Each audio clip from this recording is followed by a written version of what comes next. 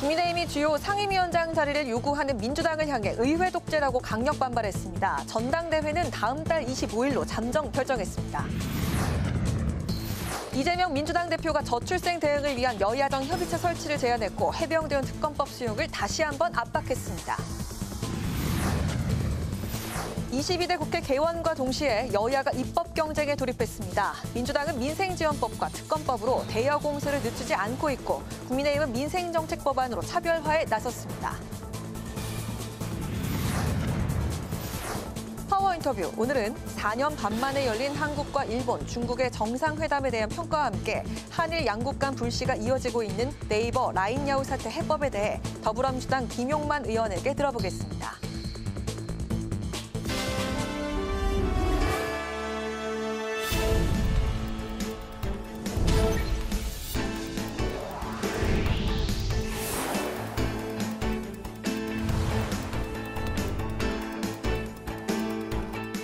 여러분 안녕하십니까? 6월 3일 월요일 국회 라이브 6 시작하겠습니다. 제22대 국회가 문을 열었지만 여야가 원 구성을 놓고 여전히 입장 차이를 좁히지 못하고 있습니다. 국민의힘은 민주당의 상임위 독식은 의회 독재라고 반발하며 민심의 역풍을 맞을 것이라고 압박하고 있습니다. 당 내부에선 전당대회를 위한 선거관리위원회를 출범시키고 본격적인 선거 준비에 착수했습니다. 강민지 기자입니다. 국민의힘은 법사위와 운영위, 과방위 등 3개 주요 상임위를 모두 가져가겠다는 민주당의 원구성 주장에 의회 독재라고 강력 반발했습니다. 원내 1당이 국회의장을 하면 2당이 법사위원장을 하는 것, 그리고 운영위는 여당이 맡는 것은 오랜 관례라며 이를 깨는 막가파식 국회 운영은 국민들이 용서하지 않을 것이라고 비판했습니다.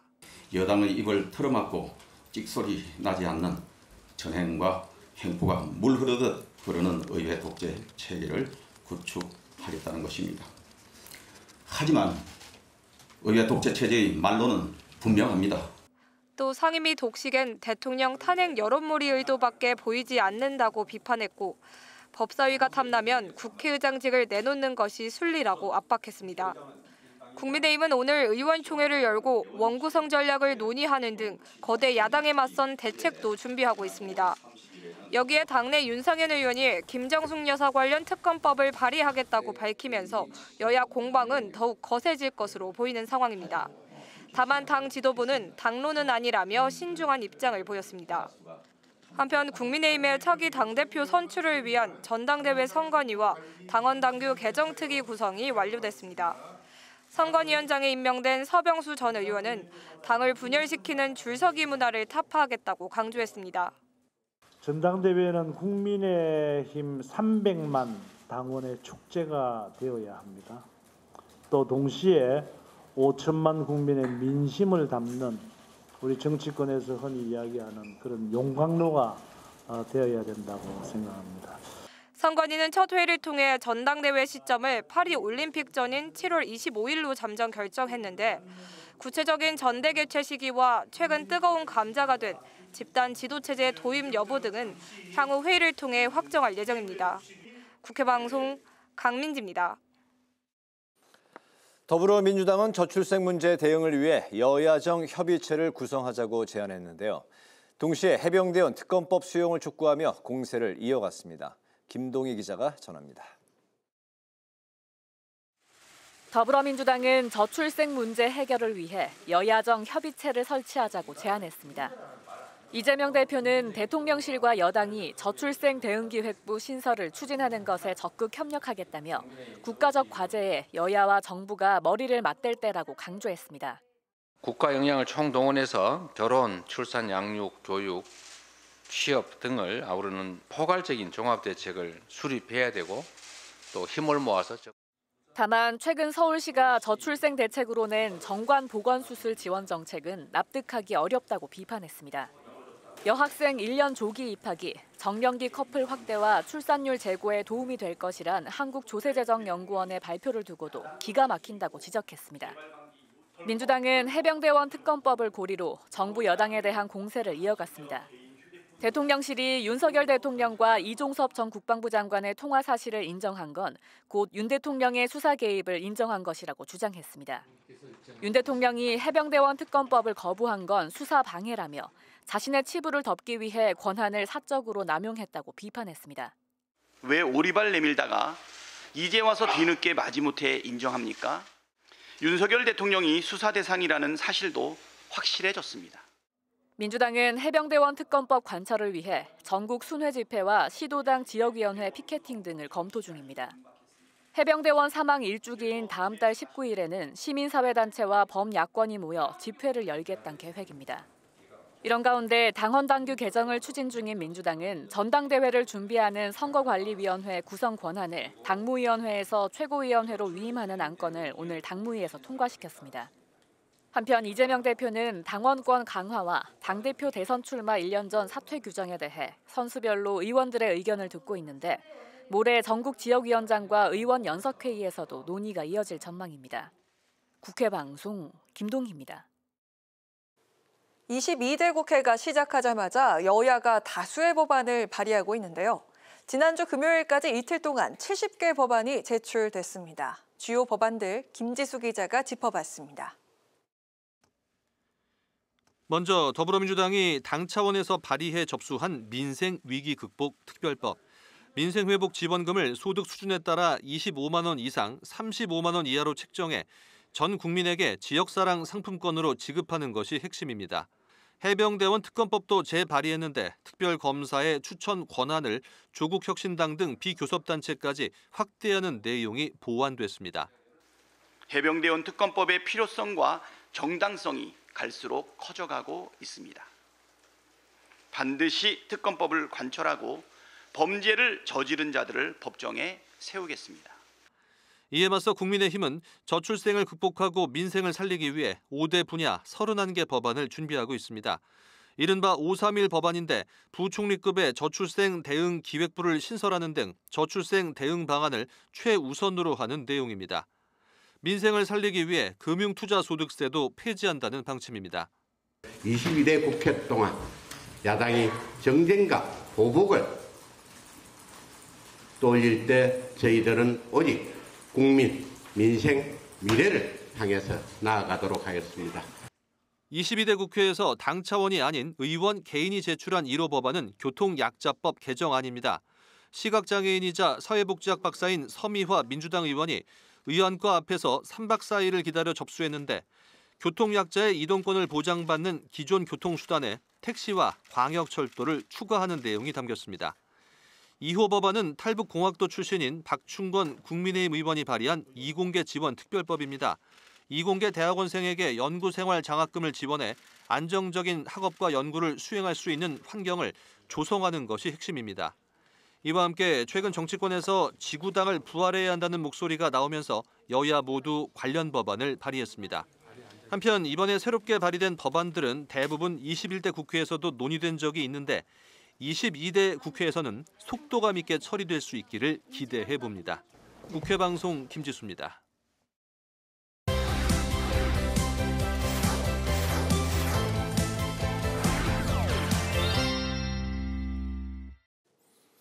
네, 오늘 이슈팩 천지원 개건 기자와 함께 여야가 속도를 내고 있는 전당대회에 대해서 자세히 살펴보겠습니다. 천지원 기자 어서 오십시오. 안녕하세요. 네, 반갑습니다. 새 당대표를 뽑는 여야 전당대회 일정이 이제 대략 잡혀지고 있는 그런 모양새인데요. 진행 상황부터 좀 살펴볼까요? 네, 국민의힘 앞서 리포트에서 보셨듯 당초 얘기됐던 7월 말, 8월 초보다 빠르게 당대표 선출 작업을 마칠 것으로 보입니다. 지도체제에 대한 논의가 핵심이라고 할 수 있는데요. 현재 국민의힘은 단일 지도체제, 전당대회에서 당대표와 최고위원 경선을 따로 하고 있죠. 집단 지도체제는 단일 경선에서 최다 득표자가 대표 최고위원, 차순위 득표자들이 최고위원을 맡는 걸 말합니다. 황 비대위원장은 이 두 부를 섞은 절충형 지도체제, 즉 당대표 선거 1위는 당대표, 2, 3위는 최고위원, 나머지 최고위원은 경선을 통해 선출하는 방식을 제안했습니다. 이 제안이 당권 도전이 예상되는 한동훈 전 위원장에 대한 견제가 아니냐는 목소리가 나오기도 했는데요. 여론조사 결과 호감도 1위를 차지한 한 전 위원장의 단일 체제를 막기 위한 시도라는 해석이 보도된 겁니다. 당내에선 나경원, 안철수 의원, 유승민 전 의원 등 대권 잠룡들이 지도부에 입성해 주목을 이끌 수 있다는 시각과 계파 갈등으로 인한 분열을 우려하는 목소리가 함께 나오고 있습니다. 그렇군요. 민주당은 어떻게 진행되고 있습니까? 네, 민주당은 8월 말 전당대회를 개최할 걸로 보입니다. 이해식 수석 대변인은 오늘 기자들과 만나 8월 20일에서 30일 사이 전당대회가 열릴 거라고 말했는데요. 다만 당원 당규 개정안은 오늘 당무위를 통과하지 못했습니다. 지난 30일 민주당 당원 당규 개정 TF는 의원총회에서 대선 출마 1년 전 당대표를 사퇴해야 하는 규정을 수정해 전국 단위 선거 등 상당한 사유가 있을 경우 당무위 의결로 사퇴 시한을 변경할 수 있다는 예외 조항과 국회의장과 원내대표 선출의 당원 투표 결과를 20% 반영하는 당원권 강화 방안을 보고했는데요. 이 때문에 연임이 유력한 이재명 대표의 대권 가도에 문을 열어준 것 아니냐는 목소리가 나오기도 했습니다. 하지만 의원총회 현장에서 친명계로 알려진 의원이 공개적인 이의 제기를 했다고 언론 보도를 통해 알려졌죠. 네. 이에 더해 의원들의 반대 목소리가 나오면서 이 대표가 의견 수렴을 좀 더 하겠다는 뜻을 전한 것으로 알려졌습니다. 이 대표 1극 체제에 대한 우려가 나왔던 만큼 당원 당규 개정은 좀 더 수기의 시간을 가질 것으로 보입니다. 그렇군요. 국민의힘 전당대회는 7말 8초쯤 그리고 이제 민주당은 이제 8월 말쯤에 열릴 것으로 예상이 되고 있다는 이야기. 최근에 여야 모두 당원 목소리에 힘을 싣자 이런 이제 목소리가 나오고 있는 만큼 지구당 부활과 관련된 법률 개정안 이게 발의가 됐다고요. 네, 지구당은 쉽게 말해 국회의원 지역구에 후원금을 받으면서 당원 관리를 할 수 있는 정당 조직을 말합니다. 네. 하지만 불법 정치 후원금 등 비리의 온상으로 지목되면서 2004년 폐지됐습니다. 오늘 윤상현 국민의힘 의원과 김영배 민주당 의원이 각각 관련 법률 개정안을 발의했는데요. 지구당 부활, 이재명 민주당 대표와 한동훈 전 국민의힘 비대위원장이 언급하면서 급물살을 탔습니다. 찬반은 국민의힘 내부에서 더 극명하게 갈리는데요. 폐지에 앞장섰던 오세훈 서울시장은 제왕적 당대표를 강화할 뿐이라고 반대했고 홍준표 대구시장도 정략적 접근일 뿐이라고 일축했습니다. 이 대표는 당원 민주주의 강화를 위해 한 전 위원장은 정치 신인과 청년을 위한다는 명분을 세웠는데요. 지구당을 통해 원외 당심을 포섭할 수 있는 만큼 당권을 목표로 하는 양당 주자들에게도 영향을 미칠 것으로 보입니다. 네, 그렇군요. 22대 국회 임시회가 소집되면서 원구성 시한이 이제 다가오고 있는데 여야가 아직도 이제 합의점을 찾지 못하고 있는 것 같아요. 네, 22대 국회 내일 모레 첫 번째 임시회를 소집했는데요. 원구성 시한까지는 나흘 남은 셈입니다. 어제 여야 대표단이 원구성 협상을 위해 2+2 회동까지 가졌지만 성과는 없었습니다. 박찬대 민주당 원내대표는 국회법에 따라 처리하겠다는 강경한 입장인데요. 박 원내대표 발언 들어보시겠습니다. 시간 내에 결론이 나지 않으면 국회법과 다수결의 원칙에 따라 결론을 내는 것이 총선 민심과 민주주의 원리에 부합하다는 말씀을 드립니다. 국민의힘도 신경전을 이어갔습니다. 추경호 국민의힘 원내대표는 민주당 협상 기조가 윤 대통령을 탄핵 열차에 태우겠다는 의도로밖에 보이지 않는다고 말한 건데요. 추 원내대표 발언 들어보시겠습니다. 네. 민주당에서 반드시 법사위원장을 맡아야 한다면 국민의힘이 국회의장직을 맡는 것이 합당합니다.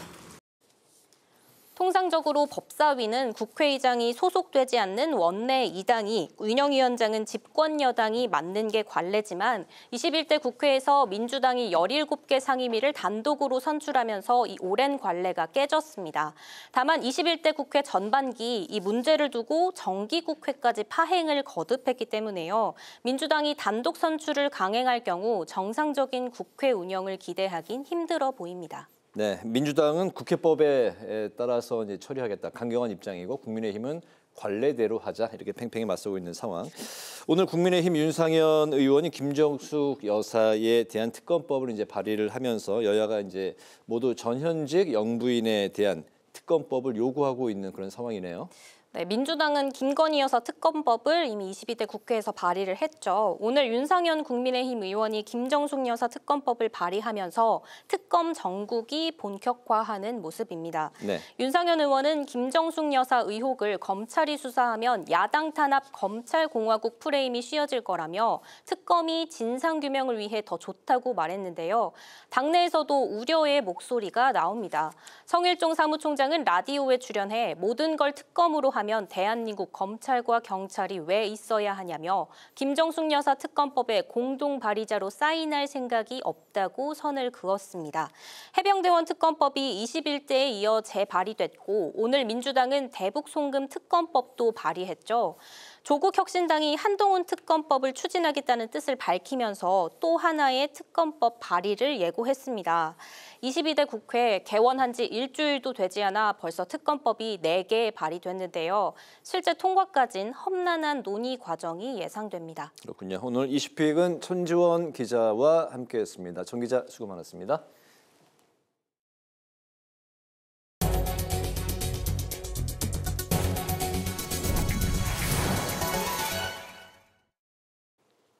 대한상공회의소가 22대 국회 개원을 기념하며 정재계 소통의 장을 마련하는 뜻에서 환영 리셉션을 개최했습니다.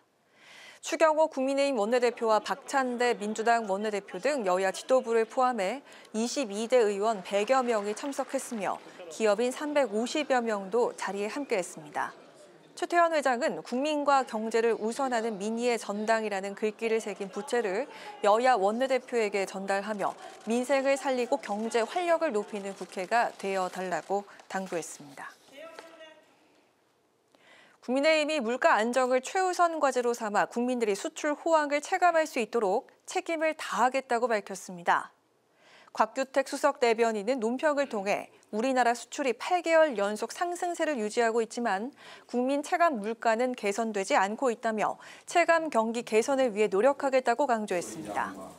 특히 어제 열린 22대 국회 첫 고위당정 협의회에서 물가 안정에 대한 당정 간 협의 체제를 갖췄다며 민생 경제 활성화에 모든 역량을 집중하겠다고 덧붙였습니다.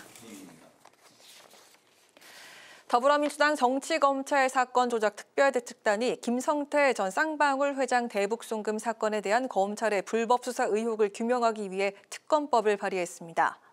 특별대책단은 김성태 전 회장의 대북 송금 사건과 검찰의 부실 수사 의혹, 이화영 전 경기도 평화부지사에 대한 진술회유 의혹 등을 수사하기 위한 법안을 국회 의안가에 제출했습니다. 민주당은 정치검찰은 수사의 주체가 아닌 대상이라며 이번 특검법은 검찰의 잘못된 수사 방식을 특별검사가 수사하는 첫 사례가 될 것이라고 덧붙였습니다. 국회 사무처가 경기도 의회와 업무 협약을 체결하고 지방의회 연수 프로그램을 공동 개발하는 등 의정 연수 협력 체계를 갖추기로 했습니다. 주 기관은 지방의회 실정에 맞는 연수 프로그램을 개발하고 특화된 강사를 추천하는 등 지방의회 연수 프로그램을 고도화하는 데 힘을 모으기로 했습니다. 백재현 국회사무총장은 업무 협약을 통해 경기도 의회 의정 현장의 목소리가 연수 프로그램에 반영돼 주민에게 신뢰받는 지방의회가 구현되길 바란다고 말했습니다.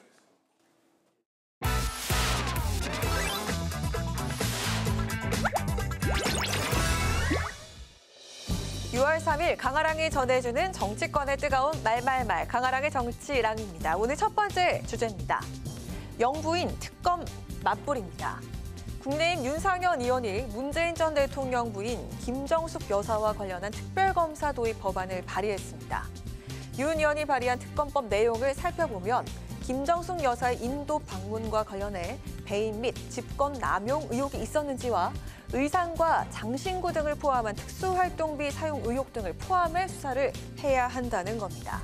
윤 의원은 김건희 여사 특검법에 대한 역공의 성격이 있냐는 질문에 이렇게 답을 했습니다. 특검법 폭탄 내리는데 솔직히 우리도 할 거 많습니다. 맞불 성격도 있습니다. 솔직하게. 도대체 어느 게 정말로 더 문제가 있는 건지 한번 살펴보자는 겁니다. 원래 도종환 장관이 가려면 2,600만 원의 예산이 잡혀 있다가 결과적으로 3억 7천만 원이 들었습니다. 또 김정숙 여사의 인도 방문과 관련해 기내식비로 6,200여만 원을 사용한 것에 대한 의혹도 불거진 상황인데요. 당시 방문단장이었던 도종환 전 문체부 장관은 정상회담을 준비하는 전 일정에서 지출된 식사 비용을 합친 게 아니냐며 세부 내역을 봐야 한다고 목소리를 높였습니다. 문재인 정부 시절 청와대 국정상황실장을 지낸 윤건영 민주당 의원은 국민의힘이 발의한 김정숙 여사 특검법에 대해서 100% 정쟁용이라면서 비판했습니다. 두 가지 용도가 있다고 생각하는데 첫 번째는 최혜병 특검에 대한 물타기다. 그리고 두 번째는 김건희 여사 방탄용 특검이다라고 생각하는데 처음에는 김정숙 여사 초청장이 없다고 난리를 치다가 대통령 기록관에서 초청장이 있다고 하니까 이제 기내식으로 트집을 잡는 건데요. 욕도 아까운 정치 공세라고 생각을 하고요. 개혁신당의 천하람 의원은 민주당에서 김정숙 여사와 김건희 여사 특검을 다 하자고 하면 어쩔 거냐면서 꾸짖기도 했습니다. 김정숙 여사 특검법이 발의가 된다고 해도 의석수가 부족한 국민의힘만으론 본회의 통과가 어려운 상황입니다. 전 현직 영부인들을 향한 특검법이 국회 문턱을 넘을 수 있을지 지켜봐야겠습니다. 자, 이어서 두 번째 주제는 또 날아든 오물풍선입니다. 북한이 지난달에 이어 지난 주말에 또다시 대남 오물풍선을 살포했습니다. 이 오물풍선엔 담배꽁초나 쓰레기 등이 포함된 것으로 밝혀졌는데요. 합동참모본부에 따르면 현재까지 발견된 풍선은 1000여 개 이르는 것으로 확인되고 있습니다. 하지만 북한은 약 3,500개를 남쪽으로 보냈다고 주장한 상황이어서 아직 상당수의 풍선들이 미발견된 게 아니냐는 우려의 목소리가 나오고 있습니다. 북한이 날려보낸 오물풍선으로 인해서 인명피해는 없는 상황이지만 재산 피해가 속출했죠. 주차된 차량 위에 오물풍선이 떨어져서 앞유리가 파손이 되는가 하면 인천국제공항 활주로 상공과 활주로에서 오물풍선이 확인돼서 항공기 운항이 중단되는 등 차질을 빚기도 했습니다. 정부는 북한이 감내하기 힘든 조치를 하겠다면서 예고했습니다. 그러자 북한이 잠정 중단을 선언하기도 했는데요. 하지만 북한으로 전단을 보낸다면 더 많은 양의 오물을 집중 살포하겠다는 엄포까지 내놨습니다. 정치권에선 규탄과 우려의 목소리가 동시에 쏟아졌습니다. 호준석 국민의힘 대변인은 북한의 무분별한 연속 도발은 김정은 정권의 조급함과 초조함을 방증하는 것이라면서 비이성적이고 저열한 도발 행위라고 비판했습니다. 민주당에선 한국 민간단체가 먼저 대북 전단을 보내 북한을 자극한 게 아니냐는 비판의 목소리와 함께 생화학무기를 날려보냈다면 치명적이었을 거라면서 우려의 목소리를 내놨습니다. 조국혁신당은 국민 안전과 생명을 위협할 수 있는 일이 될 수 있다면서 강대강의 맞대응으로 긴장을 키워선 안 된다고 경고했습니다. 대통령실 국가안보실은 남북 간의 신뢰가 회복될 때까지 9.19 군사합의 효력을 정지하는 안건을 국무회의에 상정하겠다고 밝힌 상황입니다. 지난 2020년 남북 연락사무소 폭파 사건 이후 남북 관계는 좀처럼 풀리지 않고 있는 상황입니다. 오물풍선 세태로 더욱 얼어붙게 된 남북 관계로 국민들의 우려가 커지고 있습니다. 지금까지 강아랑의 정치랑이었습니다.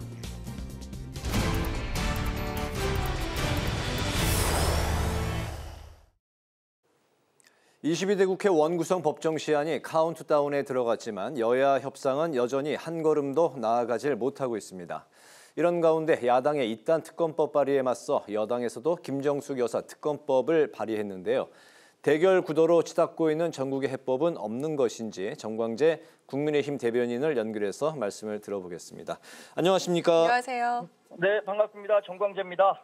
네, 국민의힘이 오늘 의원총회에서 원구성 대책을 논의했는데요. 네. 21대 후반기처럼 7개 상임위원장을 고수하는 속에서 현실론으로 법사위를 포기하고 운영위를 사수하자 이런 목소리가 나왔다고 들었습니다. 네. 원구성 협상, 야당의 압박에 맞설 대안이 무엇일까요?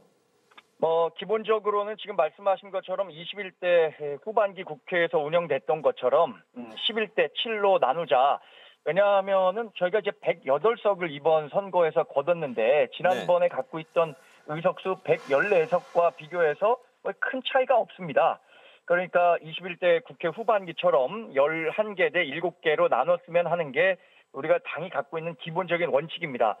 여기에 또 한 번 말씀드리자면 법사위와 운영위가 그동안 국회 내에서의 오랜 관례로 법사위는 2당 몫이었고요. 2004년부터 운영위는 여당 몫이었기 때문에 두 개 상임위를 모두 국민의힘이 사수해야 한다는 원칙에는 변함이 없습니다만 지금 현실적으로 민주당이 단독으로라도 18개 상임위를 다 갖는 한이 있어도 법사위를 사수하겠다 이런 움직임을 보이고 있기 때문에 이 부분에 대한 고민 때문에 현실적으로 운영위를 사수하는 대신에 법사위는 그럼 내줘야 하는 것 아니냐라는 의견이 아이디어 차원에서 나오는 것으로 알고 있는데요. 결국에는 민심이 뒷받침되지 않는 정당은 생존하기 어렵겠죠. 21대 국회에서 전체 상임위를 상반기에 민주당이 가져갔었는데 이때 여러 정치적 리스크를 민주당 스스로 안게 됐고 또 2022년 대선에선 그래서 정권을 우리가 찾아오는 계기가 되기도 했는데 이런 부분에 대해서 민주당이 조금 더 통찰력을 갖고 통찰해야 할 것이다. 저희는 그렇게 보고 있습니다. 네, 자 이어서 그 국민의힘의 당론은 아니지만 이슈가 되고 있는 주제 하나 질문 드리겠습니다. 윤상현 의원이 오늘 김정숙 여사의 인도 방문과 또 옷값 특수활동비 의혹과 관련해서 특검법을 발의를 했는데 네. 인도 방문 시 그 기내식 식비 논란으로도 공세를 펴고 있는 상황입니다. 김건희 특검법 방탄용이다라는 그 민주당에 대응은 어떤 입장이십니까? 김건희 여사에 대한 특검 방탄용이라는 것은 민주당의 정치적 수사, 그러니까 레토릭이라고 생각합니다. 이것은 김건희 여사 특검에 대한 납불보다는 국민적인 의혹과 여러 가지 정황들이 계속 나오고 있는 것 아니겠습니까? 김정숙 여사가 인도를 단독 정상 외교를 했다라는 표현을 문재인 전 대통령이 썼지만 누가 뭐래도 드러나는 정황은 김정숙 여사의 버킷리스트를 충족하기 위한 외유성 출장이었다. 이런 자료들이 계속 나오고 있는 거잖아요. 그러니까 이런 부분에 대한 국민적 의혹을 해소해야겠다라는 의견이 있는데 이것이 윤상현 의원이 특검 제안한 것처럼 당내에서 전반적으로 당론으로 정해서 이것을 밀어붙여야 한다라는 공감대는 아직 없는 것으로 알고 있습니다. 다만 우리가 계속 얘기했던 것처럼 검찰 수사를 지켜봐야 된다. 특히 우리 당이 야당과는 달리 지금 집권당인 상황에서 검찰의 수사를 믿지 못해서 특검으로 바로 가자고 하는 것은 많은 당내 의원들은 아직까지는 공감하지 못하고 있는 것으로 알고 있습니다. 그렇지만 이런 국민적 의혹이 나오고 있는 것에 대해서는 검찰이 빨리빨리 수사를 해서 우리 당에 대한 정치 공세뿐만 아니라 이 국민적인 의혹을 해소하는 데는 나서줬으면 하는 바람은 갖고 있는 거죠. 네, 알겠습니다. 오늘 국민의힘 전당대회 선관위가 공식 출범했습니다. 네. 7말 8초에 이제 전당대회가 열릴 것으로 전해지고 있습니다. 준비가 이제 본격적으로 이제 시작이 될 텐데 최근 부상하고 있는 집단 지도 체제가 그 중에서 이제 주목을 받고 있습니다. 집단 지도 체제에 대한 당내 여론이 어떤지 또 논의가 본격화되고 있는 건지 궁금한데요. 네, 지금 전당대회 일정은 잠정적으로 7월 25일 목요일로 결정된 것으로 제가 알고 있습니다. 네. 그러니까 7말 8초에서 크게 벗어나지 않는 시기인데 이게 여러 가지 국내외적인 상황들을 고려해서 이런 잠정 결론이 나온 것으로 알고 있고요. 집단 지도체제 논의는 아직까지는 본격화된 것은 아니지만 이제 선거관리위원회와 당헌 당규 개정 특별위원회가 출범을 했기 때문에 이 과정에서 논의가 될 것으로 생각됩니다. 특히 이번에 뭐 당신 100%가 맞느냐라는 데 대한 논의가 진행될 것으로 예상이 되는데 제가 뭐 이 특위위원들과 일부 좀 통화를 해본 결과 당신 100%보다는 민심을 일부라도 반영하는 쪽으로 얘기가 되고 있는 것으로 확인을 했고요. 또 하나 집단 지도체제와 관련해서는 이게 현실적으로 192석의 야당, 거대 야당을 상대하는 데 있어서 집단 지도체제가 우리 당의 체질 변화를 갖고 오는데 맞는 것이냐라는 데 대해서는 충분한 공감대는 아직 형성되지 않은 것 같습니다. 그러니까 2014년에 집단 지도체제를 저희가 가졌었는데 당시에도 뭐 일각에서 봉숭아 학당식 집단 지도체제 최고위원 회의다라는 비판을 많이 받았었기 때문에 그러한 부작용을 최소화할 수 있는 선에서 논의가 돼야 된다고 생각하는 분들이 많은 것 같아요. 그래서 앞으로의 좀 논의는 지켜봐야겠습니다만 황우여 비대위원장께서 이게 절충형의 지도체제는 어떻겠느냐라는 말씀을 했기 때문에 이런 부분들에 대해서는 가능성을 열어두고 좀 지켜봐야 할 것 같다는 생각이 있습니다. 네, 고맙습니다. 오늘 말씀은 여기까지 들어보겠습니다. 고맙습니다. 네, 고맙습니다. 네, 지금까지 정광재 국민의힘 대변인과 이야기 나눠봤습니다.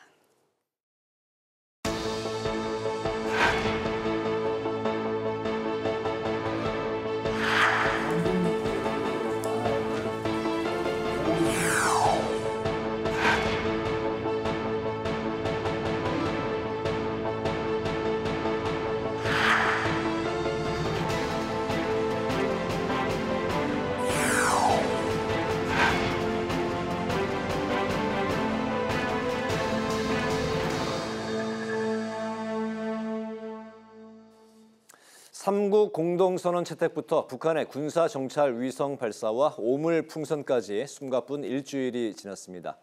지난 5월 27일 삼국 정상이 내놓은 공동선언에 대해서 여야의 평가는 엇갈렸는데요.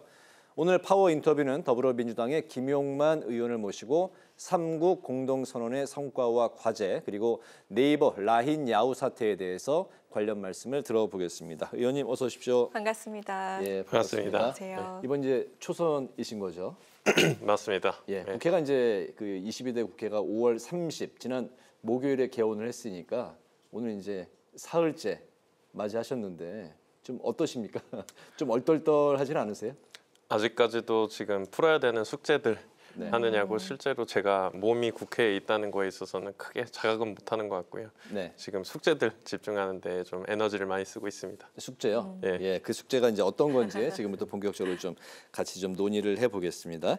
이번 삼국 정상회담 지켜보셨을 것 같은데요. 대화를 이제 복원했다는 점이 성과로 꼽히고 있고 또 개최국으로서 더 적극적인 외교력을 펼칠 기회를 놓쳤다 이런 이제 그 지적도 한꺼번에 받고 있는데 윤석열 대통령과 기시다 총리의 회담 어떻게 지켜보셨을까요? 네, 말씀하셨던 것처럼 일단은 개최를 했다는 거 정도 수준에서 라고밖에 성과는 평가할 수밖에 없을 것 같고요. 오히려 지금 기시다 총리와의 기회를 놓친 것 때문에 성과가 없다보다 또 거꾸로 갔다라고 볼 수도 있을 것 같습니다. 네. 실제로 대일 굴종 외교의 모습이 정점에 치닫았던 것들을 저는 느꼈고요. 얘기를 할 수 있는 좋은 기회가 없어짐으로 인해서 또다시 지금 이 역사 왜곡뿐만 아니라 독도 침탈 그 외에 뭐 핵 오염수 방류 등과 같은 문제들을 풀 수 있는 기회가 또 언제 찾아올지 모르는 상태가 된 것 같습니다. 네, 그 현재 한일 간의 가장 뜨거운 현안은 네이버 라인 야후 사태가 아닐까 싶은데요. 네이버 하면 우리에게 정말 익숙한 이름이지만 뉴스를 보면 뭐 라인 야후, 일본 총무성, 그리고 행정지도, 지분 매각 좀 어려운 그런 내용들이 나오는 것 같습니다. 일단 그 네이버 라인 야후 사태가 어떤 건지 왜 논란이 되고 있는지 간략하게 설명을 부탁드리겠습니다. 네, 그러니까 지난 23년 11월이었죠. 해킹, 그러니까 네이버 라인에 개인정보 유출 사건이 있었었던 건데요. 네. 개인정보 유출 사건이 있고 나서 일본 정부가 2번의 행정명령을 이제 내렸는데요. 네. 1차에서 그 보안적인 측면을 보완해야 된다라는 내용에 있어서는 어느 정도 이해가 됩니다만 이제 두 번째 행정명령이죠. 24년 4월에 있었었던 행정명령에서는 이 자본의 구조까지 바꿔가면서 우리가 한마디로 이 네이버 라인에 대한 지분 구조 자체를 바꿔서 이 보안을 좀 더 강화해야 한다라는 식의 이 얘기가 있었고요. 그 자체가 어찌 보면 일본 정부가 개입해서 우리 대한민국 기업의 사업을 어찌 보면 사업의 기회를 박탈하는 그런 모습이 취해지면서 논란을 사고 있는 거고요. 또 나아가서는 그런 일본 정부 자세에 우리 정부가 대응하는 그런 수준이 굉장히 미온적이고 미비하기 때문에 공분을 사고 있는 그런 내용입니다. 그렇군요. 일본 총무성의 행정 지도가 일본이 네이버를 라인을 이제 빼앗으려는 거 아니냐 이제 이런 해석이 나오면서 논란이 일고 있는 건데 윤석열 대통령이 이제 최근에 기시다 총리에게 일본이 네이버의 지분 매각을 요구한 게 아닌 걸로 이해했다. 불필요한 현안이 안 되게 잘 관리해 나가야 한다. 이렇게 이제 언급을 했습니다. 양국 그 정상들의 회담 이 발언 내용 좀 어떻게 보셨을까요? 일단 굉장히 무책임한 발언이었다고 생각을 하고 있습니다. 이게 한일 외교 관계와의 별개의 사안이라고 한다면 지금 이 사태에 있어서 기업 간의 문제 해결을 위해서 기업들끼리 대화가 오고 갔어야 하는데 그럼에도 불구하고 일본 정부는 굉장히 적극적으로 이 사태에 있어서 참여를 하고 있거든요. 그리고 일본 언론 매체에서도 이례적인 수준으로 일본 정부가 압박을 가하고 있다라는 표현도 쓰고 있습니다.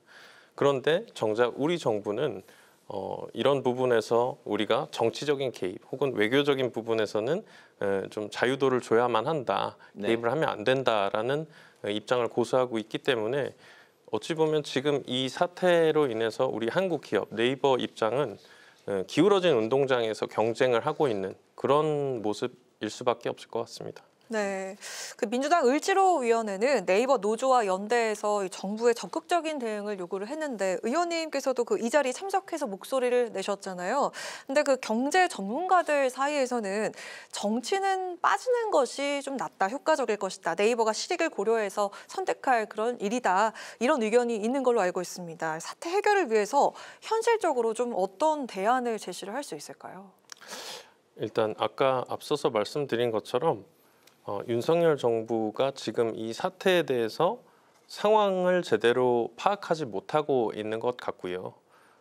지금 일본 정부가 일본 언론들도 얘기하는 것처럼 이례적 수준으로 개입을 하고 있는데 이제 우리 입장에서는 정치권이 빠지는 게 낫다라고만 얘기를 한다는 거는 굉장히 무책임한 입장인 것 같고 그 이유는 지금 우리가 얘기하는 이 라인 사태는 단순 메신저 사업만을 얘기하는 것은 아니거든요. 지금 일본, 대만, 태국 등의 나라에서 메신저 말고도 이제 플랫폼 사업으로 봐야 되는 거거든요. 그래서 앞으로 파생할 수 있는 수많은 기업 그리고 사업의 이 기회들이 다 걸려 있는 아주 중대한 사안임에도 불구하고 이 고품질 데이터 사업이 통째로 넘어가는 것을 그냥 이제 정치권이 빠져야만 한다라고 얘기를 하기 때문에 지금 노조에서도 우리가 계속해서 목소리를 내어주고 정치권에서 심지어 네이버 경영진에게도 좀 얘기를 나눌 수 있고 또 그런 기회를 뺏기지 않도록 좀 적극 독려를 해달라는 부탁까지 하고 있는 상태거든요. 다른 대안은 없고 이 길로 가는 게 맞다라고 말씀하시는 거죠? 이 길로 가야 한다라는 게 우리 정부도 적극적으로 나서서 지금 일본 정부가 일본 기업을 위해서 뛰고 있는 것만큼 아주 강경하게 대응을 하면서 그 기울어진 운동장을 바로 잡아야 한다라는 측면에서 말씀을 드렸습니다. 알겠습니다. 그 다음 이슈로 좀 넘어가 보겠습니다. 지금 국회 국민동의 청원에서 일본인이 여권 없이 독도에 가는 출입국 절차 간소화 반대 청원이 5만 명 이상의 이제 동의를 얻은 상황입니다. 발단이 내년 한일 국교 정상화 60주년을 맞아서 한일이 마치 그 유럽처럼 자유롭게 오가자 이게 이제 외교부 당국자의 이제 발언이었는데 아무래도 그 좀 독도에 대한 좀 우려의 시선들이 국내에서 이제 많이 존재할 수밖에 없는 것 같아요. 이 사안은 또 어떻게 보고 계십니까? 국민청원 제도를 통해서 5만 명 이상이 참여를 했던 이유는 아마도 아시는 것처럼 지금 국방부, 외교부, 최근엔 또 민방위 영상에서도 이 독도 영유권에 대한 모호한 입장 때문에 이제 독도가 우리나라의 땅이라는 것을 국민들은 지금 다른 어느 때보다도 더 적극적으로 우리 정부가 어필을 해야 된다라는 네. 마음인 거거든요. 근데 거꾸로 그런 시점에 일본과 여건 없이 오가는 그런 이 제도를 추진한다는 거는 시점적으로 맞지가 않다고 생각을 하고요. 또 거기에 더해서는 이제 작년 9월에 올라왔던 예산을 보시면 독도 주권 수호 예산이 25% 정도가 삭감이 됐고 또 역사 왜곡에 대응하는 연구를 위한 예산도 47%나 삭감이 됐습니다. 또 2023년 네. 굉장히 이슈가 많이 됐었는데 일본 개왕이라는 자료에서 일본이 추진했던 역사 왜곡 사실들이 모두 다 삭제가 됐고 또 우리 윤석열 대통령님의 취임 2주년 기자회견에서는 일본과 한국 간의 과거사가 걸림돌이라는 표현을 썼습니다. 네. 이제 그런 것들을 다 종합을 하게 되면 과연 지금 이 순간, 이 시점에 일본과 여건 없이 오가는 그런 정책을 추진한다는 게 과연 맞다고 판단을 할까요? 그렇지 않았기 때문에 저는 이렇게 많은 국민들이 지금 공분을 산 것이고 또 반발을 하고 있다라고 생각을 하고 있습니다. 네. 네, 정말 지금 아마 많은 분들이 지금 방송을 보시면서 정말 그 한일 관계 그리고 역사 의식에 있어서 신념이 투철한 정치인이구나 이렇게 생각을 하실 텐데 그 아시는 분들도 많으시겠지만 그 등조부께서 백범 김구 선생이시잖아요.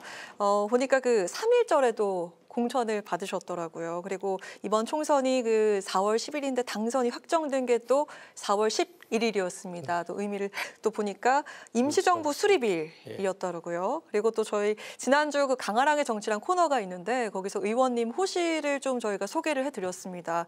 의원회관에 또 배정받은 호실이 몇 호실이죠? 815호입니다. 네, 815호. 예. 네, 8월 15일 이렇게 신청을 직접 하신 건가요?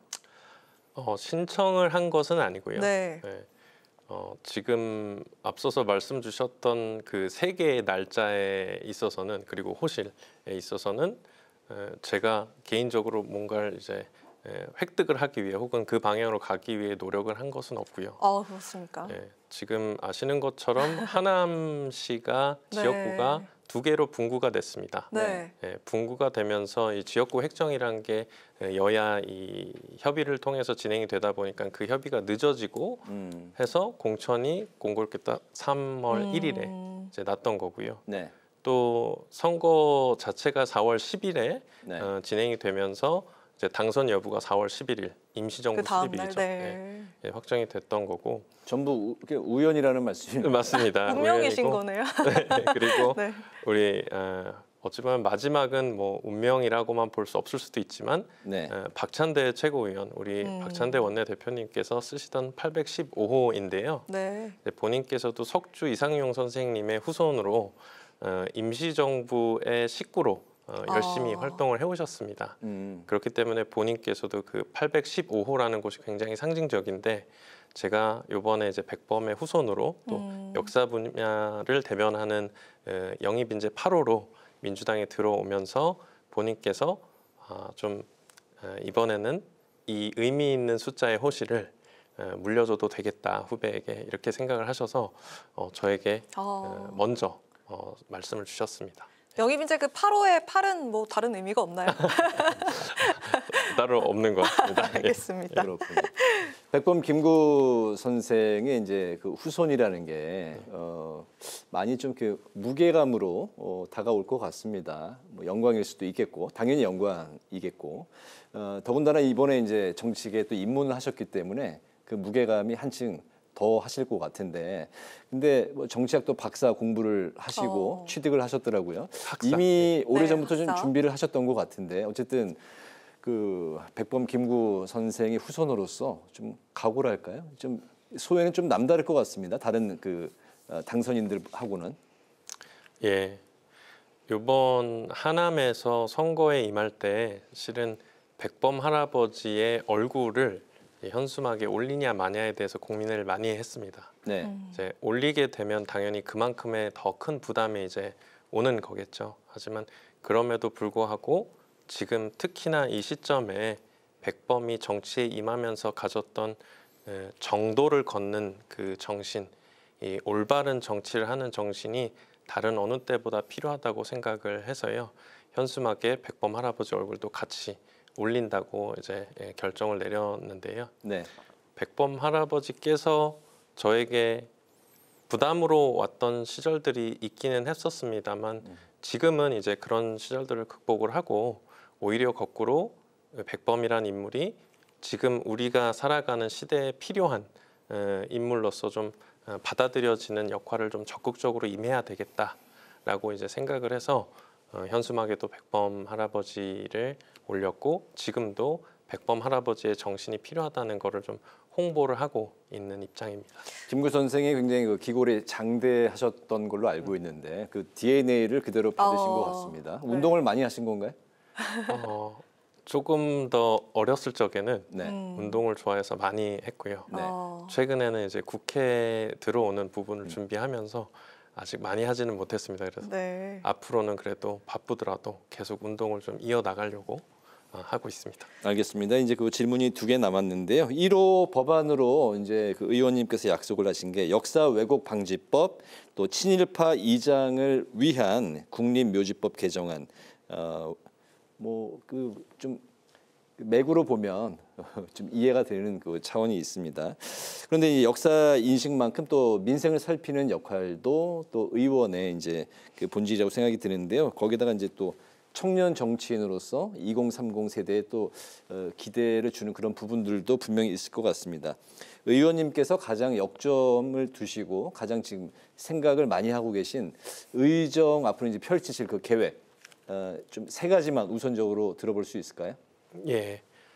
일단 앞서 말씀드렸었던 것처럼 이번 영입인재 8호로 역사 분야를 대변하는 인물로 참여를 했습니다. 그렇다 보니까 당연히 네. 역사 왜곡 금지법이라든지 국립묘지법을 통해서 지금 우리나라가 제대로 된 모습을 찾아가는 과정에서 필요한 법안들, 아까 말씀 주셨었던 그 친일 행적이 있는 분들에 대한 현충원에서의 조치들, 어떤 조치를 할 거냐에 있어서는 조금 더 구체적으로 들어가고 있고요.